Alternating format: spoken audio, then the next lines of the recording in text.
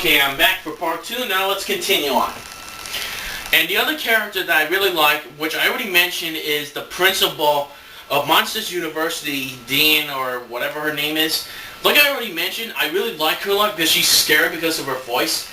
The best way to describe her, is that you combine a bat, you add in bat wings on a caterpillar, and you put Anton Ego from Ratatouille in it, because that's who she mostly reminds me of, actually, because of the way she walks, how she never changes her expression until later on near the end of the film, actually, and the way she even talks and speaks. It's very similar to Anton Ego from Ratatouille, and that's the best way how I describe her. It's like the monster version of Anton Ego.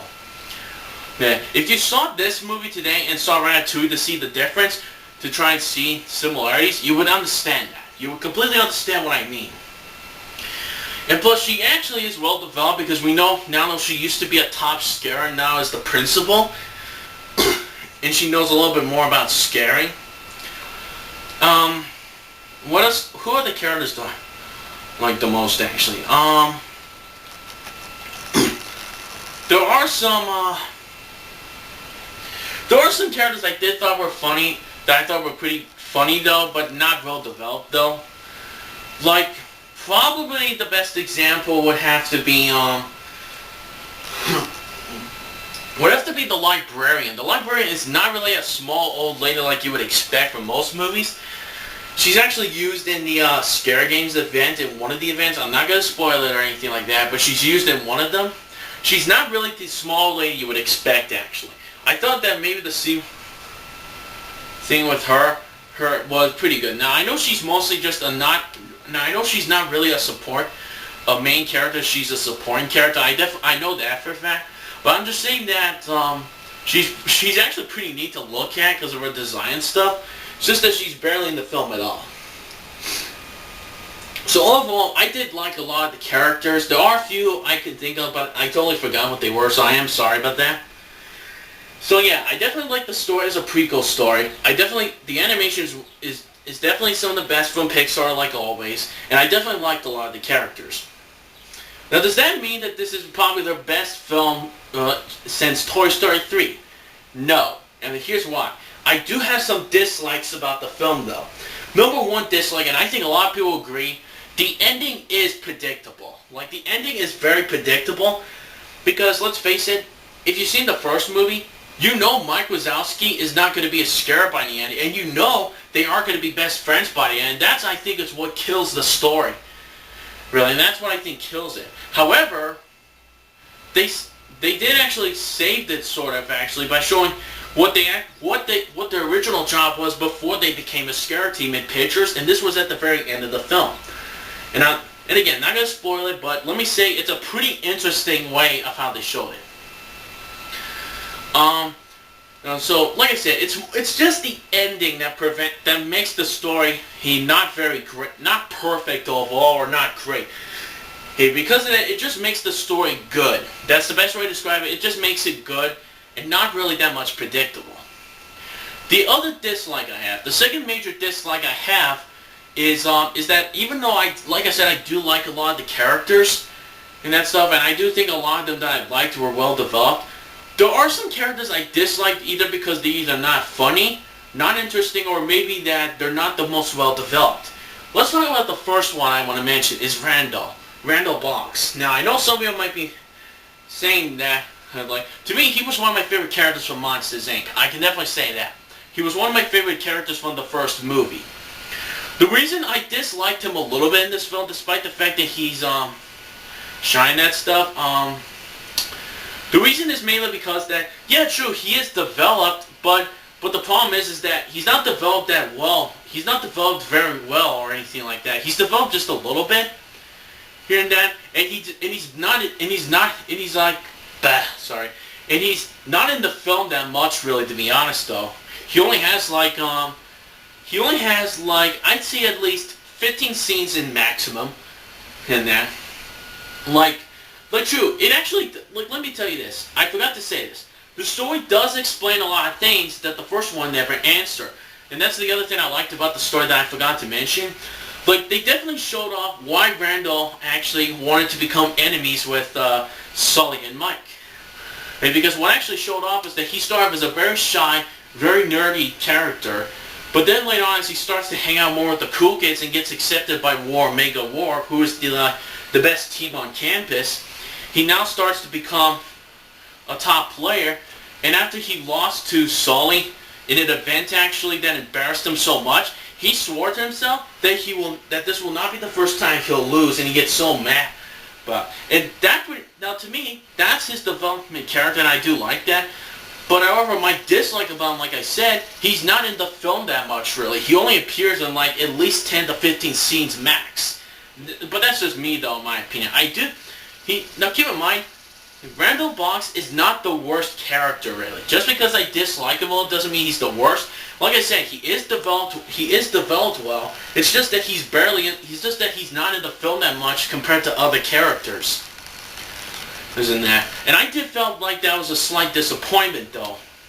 But like I said, he's not one of the best characters, but he's not one of the worst. He's a mid-average character, in my opinion. Like, I'd say he's a two-dimensional character. He is developed well, but he's not in the film that much though, compared to the rest of the characters. And some of the other characters I dislike were some of the other teams actually. Like the scare teams. Because number one, you got several scare teams. You got the cheerleaders, who are just like a typical average cheerleaders in that. You also got Mega War, which that team does get more screen time than the rest of the teams. However, they don't talk much about the characters really. They don't talk much about them really. Because they don't focus on them that much. Because we know for a fact they are the best team ever, and the fact that they only accept people who they are. But to me, I don't really like the team I don't really like those characters that much. Plus the rest of the teams, we don't get to know them better. Now I know that maybe they're not important really. But what I'm just saying is that the rest of the teams are barely in the movie at all. They're barely in it at all. Well, only a couple of characters made it in that. And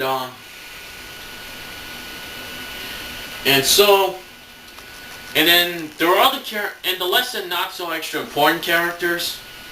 Actually no, they're not really supporting characters, so we'll just ignore those.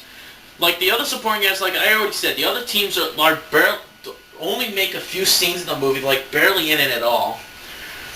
Well, and that stuff. And so like I said, actually, I do like a lot of the characters. It's just that there are a few I think either could have had more screen time, or maybe they just aren't well developed actually. Randall's an example of a character that doesn't have that much screen time for a major supporting character. And the rest of the characters in there aren't really threatening or anything like that. Oh yeah, there is one more character I forgot to mention, is the teacher of the scaring program class. He's barely in the movie at all. He's barely in the film. He's not developed well, and he's supposed to be a supporting character, and he's barely in it at all. So, yeah. Those are pretty much my dislikes, pretty much. You know. Oh, and I did forget to mention that my other about the story that I like a lot is that the second and the third act are the most best parts of the film. Actually, no, wait, I actually mentioned that before, I think. Yeah, I think I did. Alright. So overall, how does Pixar's 14th film hold up? Well, I will definitely say this, actually. I definitely liked this movie a lot. I really liked it a lot. It's probably one of my favorite movies this year and to me, it's possibly the best prequel I've seen in years, actually. Probably one of the best few prequels in existence, actually. Because number one, you got Johnny Goodman, Billy Crystal back to do their roles. Same thing with the voice actor for Randall Box. You got new characters and that stuff. And it definitely explains a lot of things that the first one never answered before. It definitely explains them very well. Plus, there's a lot of twists in the film that maybe kept guessing. And a lot of the scenes near the second and the third act is actually very heartwarming. In my opinion, it's pretty heartwarming. And so yeah, like I said, my life's very interesting, a very good prequel story, despite the ending being predictable. The story I thought was pretty good as both a prequel and decent as a movie itself. The animation is well detailed and well textured, just like Pixar has always done in the past. Most of the characters I really do like. A couple I don't really like that much, or they're just not developed well, or don't have much screen time. So overall, how do I rate Monsters University? Well, I'm actually going to give it 2 ratings actually. I'm going to give it from a prequel side, and I'm going to give it from a movie by itself. As a prequel, I give it an 8.5 out of 10 from a prequel side. It's definitely one of the best prequels I've ever seen, and I really liked it a lot. If you're a fan of Monsters, Inc., you're going to like this movie a lot, though. True, it's not as good as Monsters, Inc. or any of Pixar's previous films, but it's definitely a fine film to add into the roster of movies and that stuff. And like I said, from a prequel side, it's one of the best prequels I think in existence. It's actually one of the best prequels I've actually seen. And yeah, and so like I said, from a prequel side, it's an 8.5. The story's very good. The story's very interesting, good from a prequel side. Animation's well detailed and textured, and most of the characters are very good and memorable. What about from a movie side? From a movie side, I give it an 8 out of 10. I give the movie from a movie side an 8 out of 10 as both an animated film and a movie by itself. What the hell? I just got hiccups for some reason. What the hell, man? God damn it, these hiccups. Why did they just pop out of time? I'm really sorry, people. I don't know why I got these hiccups. I'm really sorry. They just came out of nowhere. So anyways, like I said, from a movie side and an animated side, both together as a movie, it's an 8 out of 10 for me. Really a good story. Here and that, despite a predictable ending, well done animation from the best in the industry, and lots of memorable and developed characters. And I do want to mention, before the movie started, there was an animated short that's called The Blue Umbrella. It's basically a love story similar to Paperman from Wreck-It Ralph, where basically this blue umbrella gets an attention from a red female umbrella, and then by a complete accident, he got hurt when they're trying to go back to her. And so a lot of the other appliances around him and on the street tried to help him to get to her, because they now know how he feels. And let me tell you, the short's pretty cool. It's actually a pretty good, heartwarming short. Alright, so that is it for my first episode of my movie reviews. I definitely hope you like this review. So like I said, if you're a fan of Monsters, Inc., you're definitely going to like this movie a lot. It's not, keep in mind, it's not really as good as, it's close to being one of the best movies he's in that, but just a little bit short off. Just a little bit short off in my opinion. Just a little bit short off. For that. Yeah, so anyways, thanks for watching. An 8 out of 10 from me from a movie side. 8.5 out of 10 from me from a prequel side. So thanks for watching. I'll see you next time. 10.